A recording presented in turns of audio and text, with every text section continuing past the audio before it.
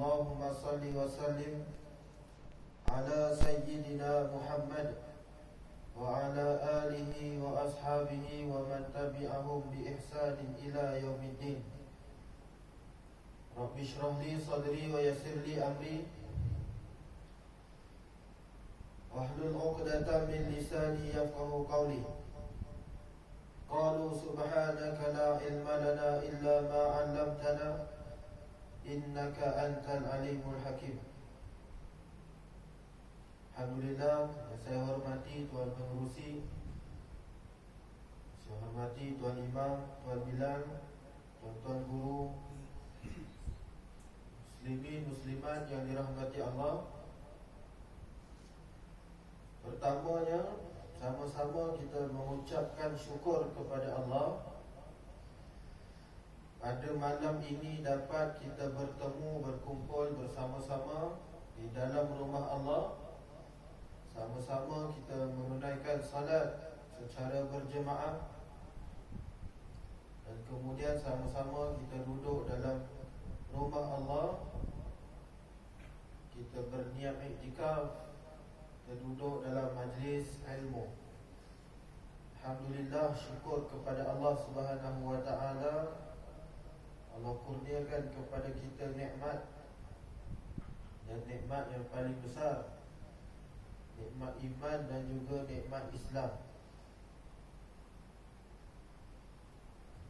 Muslimin muslimat yang dirahmati Allah, alhamdulillah,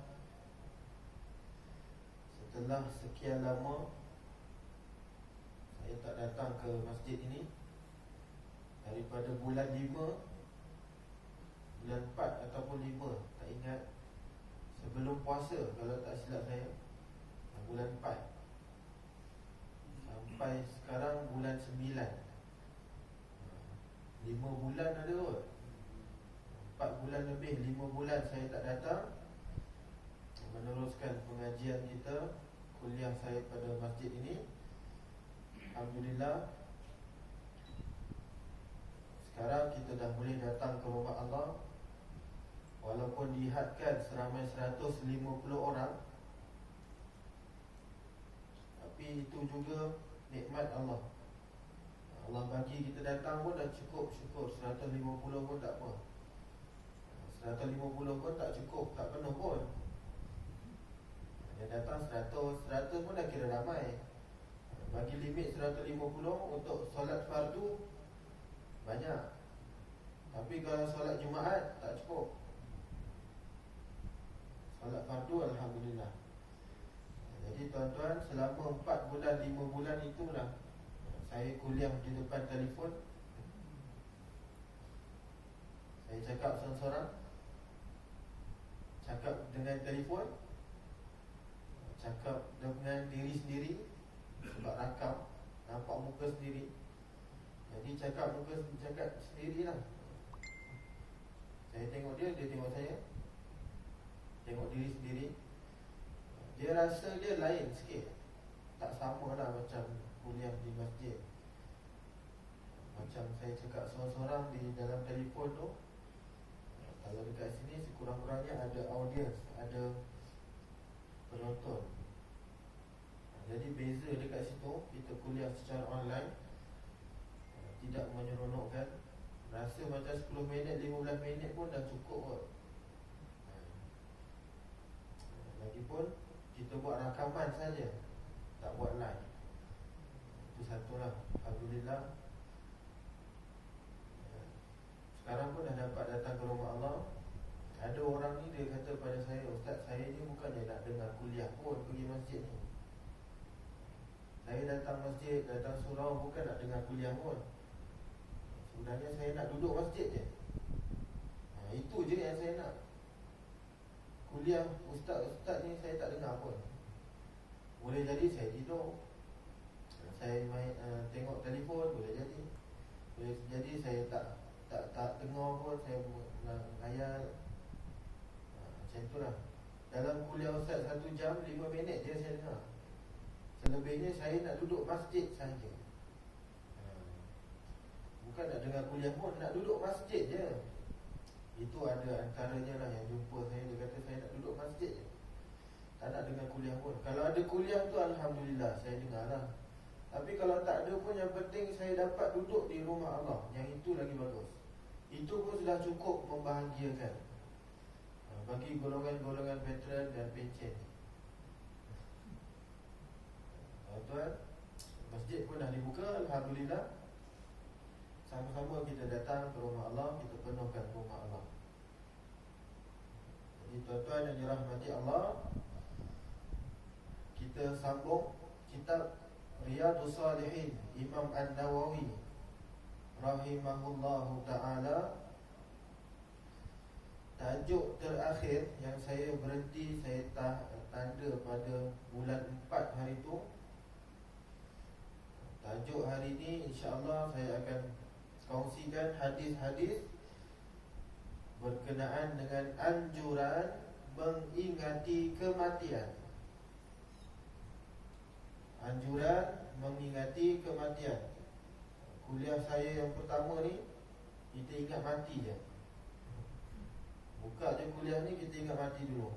Tuan-tuan, saya akan bacakan hadis-hadis berkenaan dengan ingat kematian dan juga ayat Al-Quran.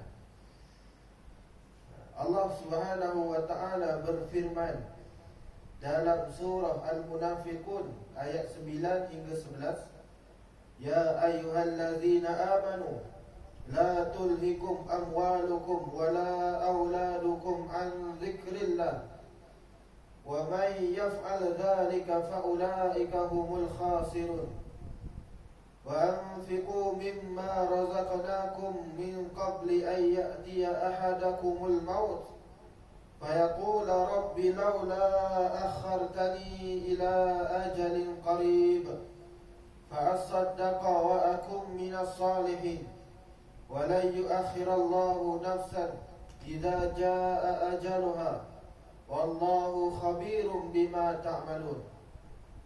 Maksudnya, wahai orang-orang yang beriman, janganlah sampai harta dan anak-anak kamu melalaikan kamu daripada mengingati Allah dengan menjalankan perintahnya.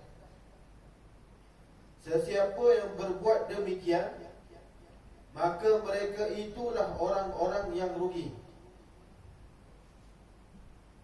Tuan-tuan, Allah bagi peringatan kepada kita dalam ayat ini. Allah bagi pesan, wahai orang-orang yang beriman, jangan kamu jadikan harta dan anak-anak kamu menjadikan kamu lalai, lupa kepada Allah, terlalu sibuk dengan dunia, terlalu sibuk mengejar harta, sampai lupa kepada Allah Subhanahu wa ta'ala. Allah bagi pesan kepada kita dalam ayat ini. Allah sebut, siapa yang buat demikian, maka orang itulah orang-orang yang rugi. Orang-orang yang rugi.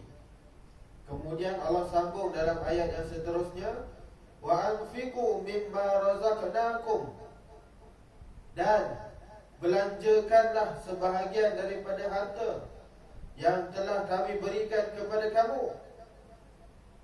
Tuan-tuan, ini peringatan yang kedua. Bila kamu dah banyak harta, dah banyak duit, belanjakan kepada jalan Allah. Maksudnya apa? Banyakkan sedekah, infak fi sabilillah dan sebagainya. Min qabli ayyatiya ahadakumul maut, sebelum datang kematian kepada kamu. Sebelum datang kematian, maka banyak-banyakkan sedekah, kata Allah. Kerana apa? Sebab dalam ayat ini Allah ada ceritakan tentang hari akhirat kelak. Ada satu golongan ni Allah sebut, fayaqul rabbi laula akhartani ila ajalin qarib. Ada satu golongan ni dia kata pada Allah, ya Allah, ya Tuhanku, sekiranya engkau dapat menunda, lewatkan sikit je kematian aku, nescaya aku akan banyak bersedekah. Ini dicerita di hari akhirat kelak, yang mana golongan ini dia minta penangguhan. Ya Allah, bagilah aku tempoh sikit. Aku nak balik ke dunia, nak banyakkan sedekah. Sebab dulu masih hidup tak sempat sedekah, kurang bersedekah. Jadi bila dah mati ni baru nak menyesal, minta pada Allah tangguhkan sikit untuk beri sedekah di dunia. Fa'asaddaqa, kata orang ni, aku akan banyak sedekah. Wa akum minas salihin, dan aku akan jadi orang-orang yang saleh. Tuan-tuan, Allah bagi peringatan dalam ayat ni, sebelum kita meninggal dunia, banyak-banyakkan sedekah fi sabilillah. Kerana bila kita dah berada di hari akhirat kelak, bila kita dah menemui ajal, kita dah tak mampu untuk bersedekah, tak mampu untuk membelanjakan harta pada jalan Allah. Jadilah orang-orang ini menyesal. Sebab apa? Sebab dia tak dapat bersedekah dulu. Maka kata Allah apa dia? Allah jawab dalam ayat yang seterusnya, وَلَنْ يُؤَخِّرَ اللَّهُ نَفْسًا إِذَا جَاءَ أَجَلُهَا. Allah sama sekali tidak akan menangguhkan kematian seseorang apabila ajalnya telah tiba. Allah takkan tangguhkan sesaat, takkan cepatkan sesaat. Kata Allah, kalau dia dah mati waktu itu jugalah Allah akan tarik nyawa dia. Tuan yang dirahmati Allah, zaman-zaman Covid ni, kita tengok setiap hari statistik orang yang meninggal ramai, ratus-ratus. Dulu seorang, dua orang, 10. Sekarang ratus, 200, 300 pernah, 100 lebih. Banyak kes kematian setiap hari. Jadi tuan-tuan yang dirahmati Allah, itu menjadi peringatan sebenarnya. Peringatan kepada kita supaya apa? Supaya banyak mengingati Allah. Dan ayat ini surah Al-Munafiqun ayat 9 hingga 11, Allah menganjurkan kepada kita supaya banyak sedekah sebelum datangnya ajal. Tuan-tuan yang dirahmati Allah, kata Imam An-Nawawi, ayat-ayat yang seumpama dengan ini sebenarnya masih banyak lagi dalam Al-Quran. Tapi diletakkan dalam kitab ini hanya satu ayat ini saja. Kita boleh tengok contoh-contoh lain dalam Al-Quran, ayat-ayat berkenaan dengan kematian. Contohnya, kita boleh tengok surah An-Nisa ayat 78. Allah berfirman, Aynama takunu yudrikkumul maut walau kuntum fi burujim musyayyadah. Allah bagi peringatan, di mana sahaja kamu berada, kematian akan datang kepadamu, walaupun kamu berada di benteng yang tinggi dan kukuh. Tuan-tuan, surah An-Nisa ayat 78, Allah bagi peringatan, kita duduk dekat mana pun, mati tetap mati. Tak boleh lari, tak boleh menyorok. Kita buat benteng besar, kita buat satu tembok kukuh, kuat, berlapis-lapis, ini malaikat maut tak boleh masuk. Mustahil. Allah dah sebut dah awal-awal, kamu duduk mana sekalipun, mati tetap mati. Tuan-tuan, surah An-Nisa 78. Begitu juga dengan ayat yang lain, biasa kita dengar kullu nafsin dha'iqatul maut. Setiap yang bernyawa pasti akan merasai mati. Yang ini setiap kali ada orang meninggal dia akan baca. Setiap kali ada orang meninggal akan baca ni. Setiap yang bernyawa pasti akan merasai kematian. Makhluk apa pun, tak kiralah manusia ke, binatang ke, serangga ke, selagi mana dia bernyawa, pasti akan mati.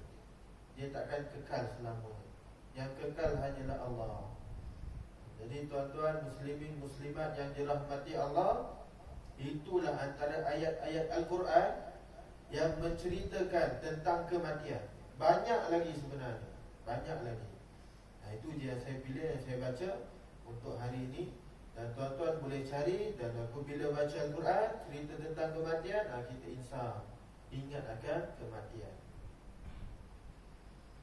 Tuan-tuan yang dirahmati Allah, hadis yang pertama, Imam Al-Bukhari meriwayatkan daripada Ibnu Umar radhiyallahu ta'ala anhuma. Beliau berkata, akhadha Rasulullah sallallahu alaihi wasallam bimankibi faqala kun fid dunya ka'annaka gharibun aw 'abiru sabil. Wa kana Ibnu Umar yaqul idza amsayta fala tantazir as-sabah wa idza asbahta fala tantazir al-masa wa khudh min sihhatika limaradika wa min hayatika limautika. Rasulullah sallallahu alaihi wasallam pernah memegang bahuku, yakni Ibnu Umar. Nabi datang jumpa Ibnu Umar, Nabi pegang bahu dia, Nabi kata pada dia, Nabi nasihat, wahai Ibnu Umar, kun fid dunya ka'annaka gharibun aw 'abiru sabil. Wahai Ibnu Umar, jadikanlah kamu di dunia ini seolah-olah kamu orang asing atau sekadar melintas di suatu jalan sahaja. Nasihat Nabi kepada Ibnu Umar, wahai Ibnu Umar, kamu hidup di dunia ni jadilah seperti orang asing. Orang asing. Ataupun sekadar kamu ni melintas sahaja. Dunia ni tempat kita lalu, jalan je. Sebab ada satu lagi tempat yang kita akan pergi lepas ni. Itu pesan Nabi pada Ibnu Umar.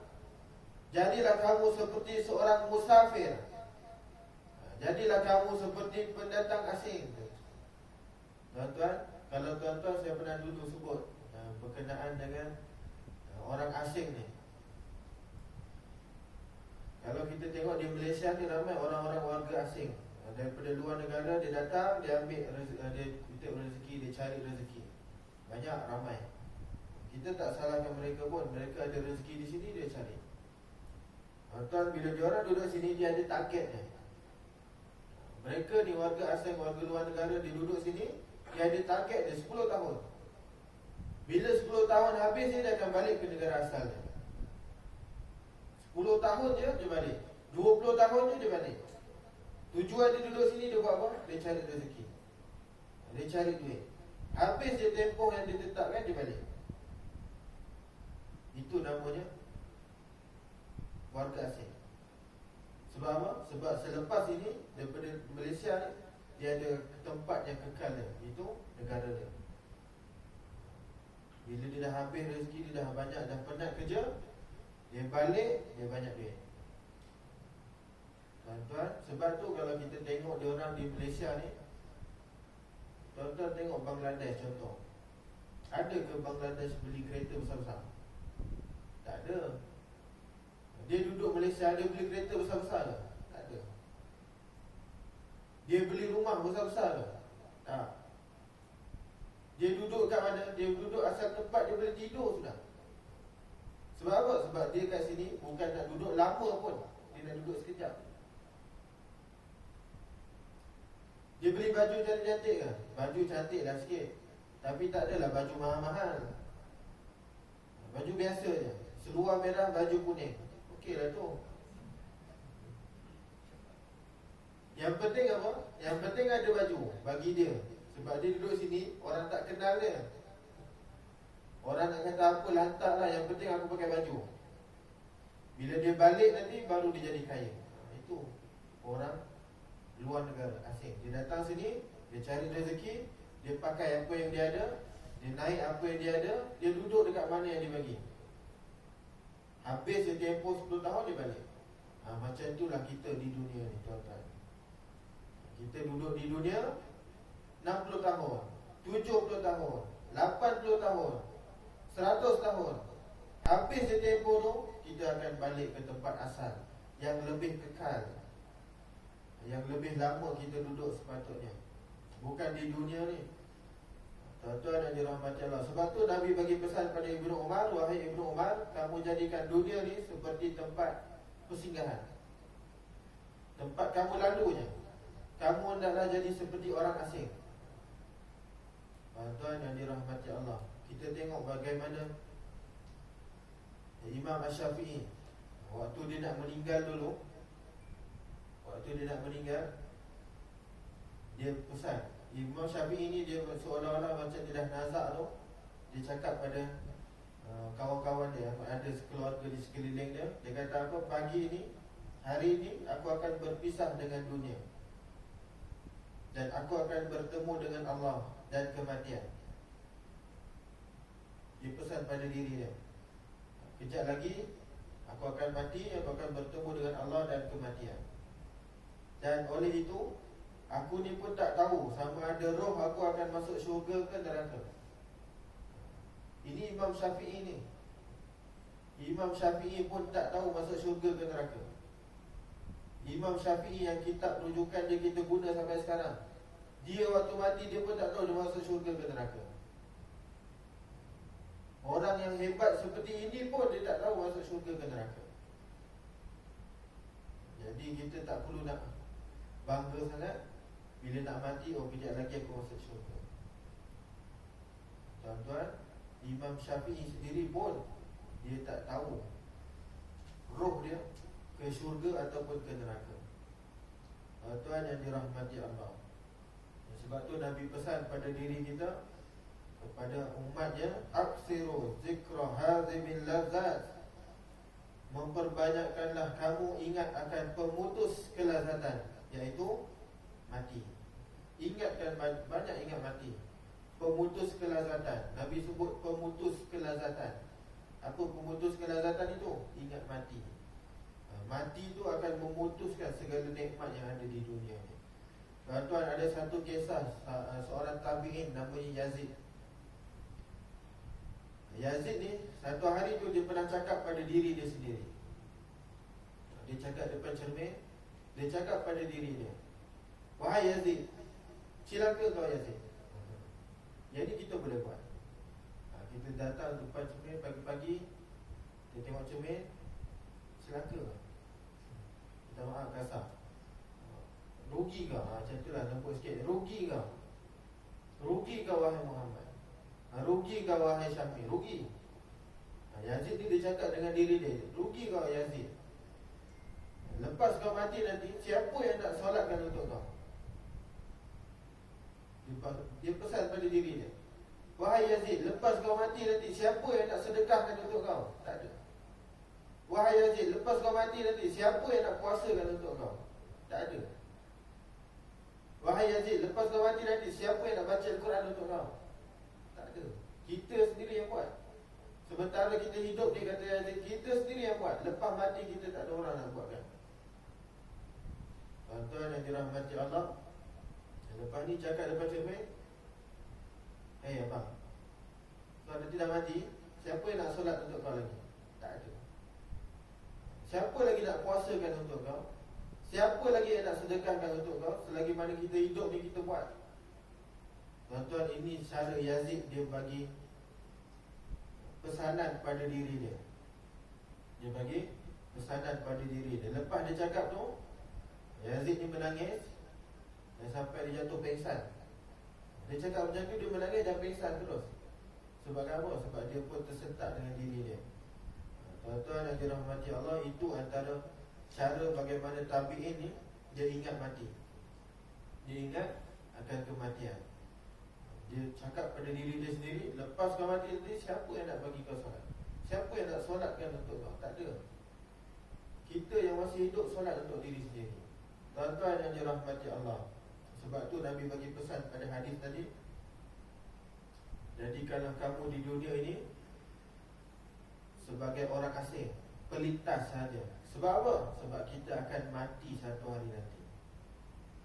Tuan-tuan yang dirahmati Allah, hadis yang kedua juga daripada Ibnu Umar radhiyallahu taala anhuma, anna Rasulullah sallallahu alaihi wasallam qala, ma haqqu mri'in muslimin lahu syai'un yusi fihi yabitu lailatain illa wa wasiyatuhu maktubatun indah.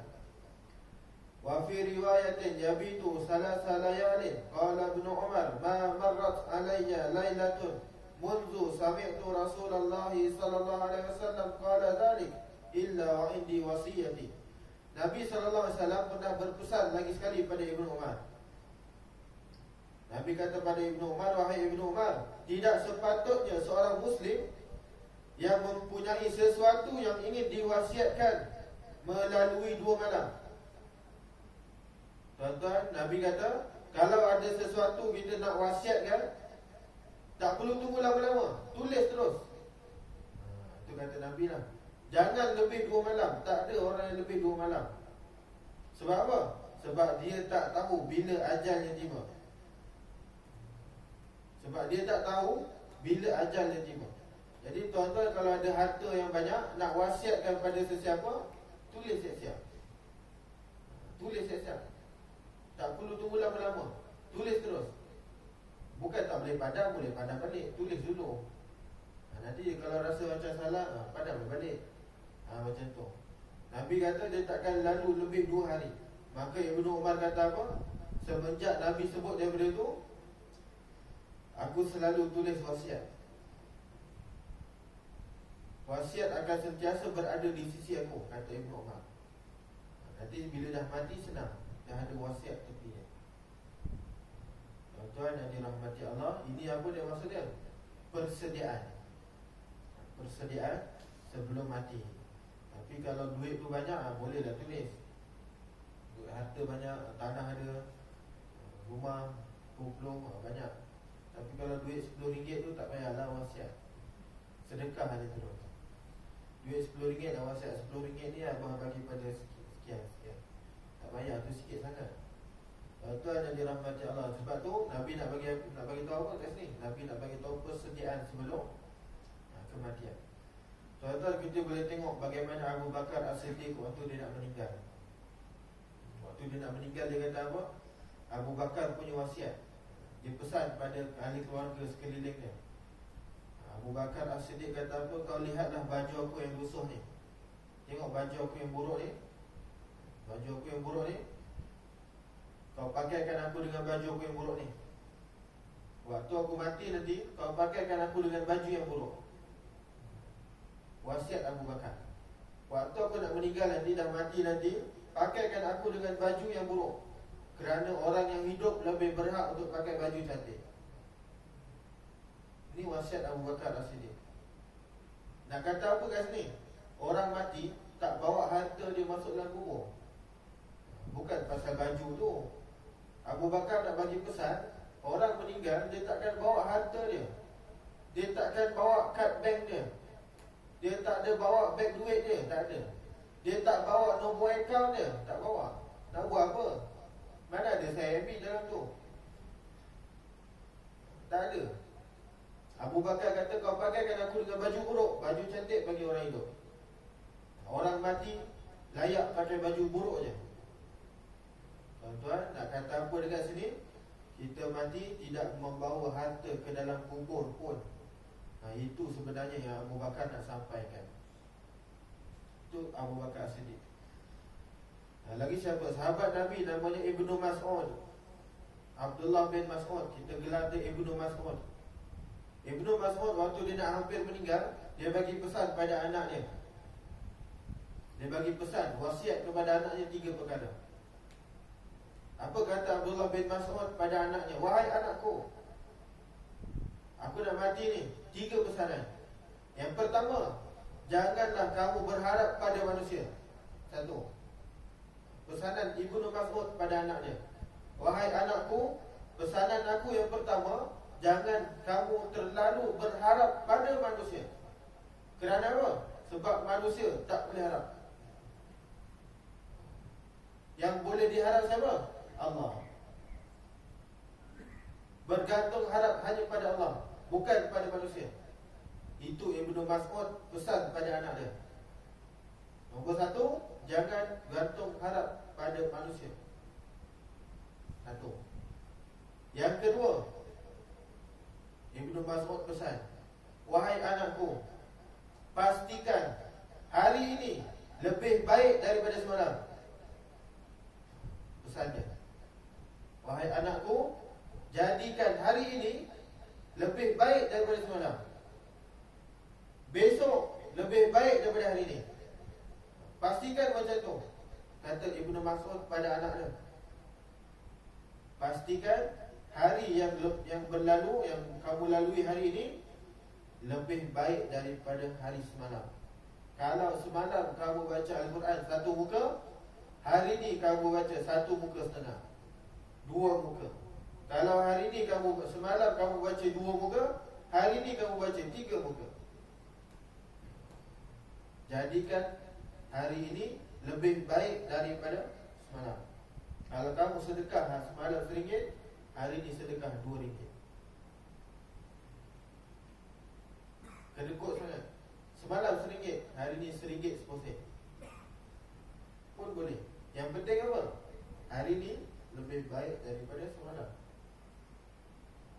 Ini kita boleh buat. Kita boleh buat. Itu pesan Ibnu Mas'ud pada anak dia. Nombor 2. Nombor 3, Ibnu Mas'ud kata pada anaknya, wahai anakku, jika kamu solat, bayangkanlah solat itu solat yang terakhir untuk kamu. Ini pesan paling power. Wahai anak, jika kamu solat nanti, kamu bayangkan itulah solat kamu yang terakhir sekali. Lepas ni dah tak ada dah. Maksudnya apa? Nak solat tu biar solat khusyuk betul. Bayangkan itulah solat kamu yang terakhir. 3 pesanan Ibnu Mas'ud kepada anaknya sebelum dia meninggal. Jangan berharap pada manusia. Jadikan hari ini lebih baik daripada semalam. Jadikan solat itu solat yang terakhir untuk kamu. Bayangkan. Jadi tuan-tuan yang dirahmati Allah, itu pesanan Ibnu Mas'ud kepada anaknya. Kita juga boleh amalkan perbuatan ataupun nasihat itu. Tak ada masalah. Kita pun boleh dengar nasihat itu dan kita ikut. Kerana nasihat ini daripada sahabat Nabi namanya Ibnu Mas'ud. Tuan-tuan yang dirahmati Allah, hadis seterusnya daripada Abu Hurairah radhiyallahu ta'ala anhu, anna Rasulullah sallallahu alaihi wasallam qala, la yatamannayanna ahadukumul maut imma muhsinan fala'allahu an yazdada khairan wa imma musian fala'allahu an yasta'dib. Kata Nabi sallallahu alaihi wasallam, janganlah sama sekali seseorang daripada kalangan kamu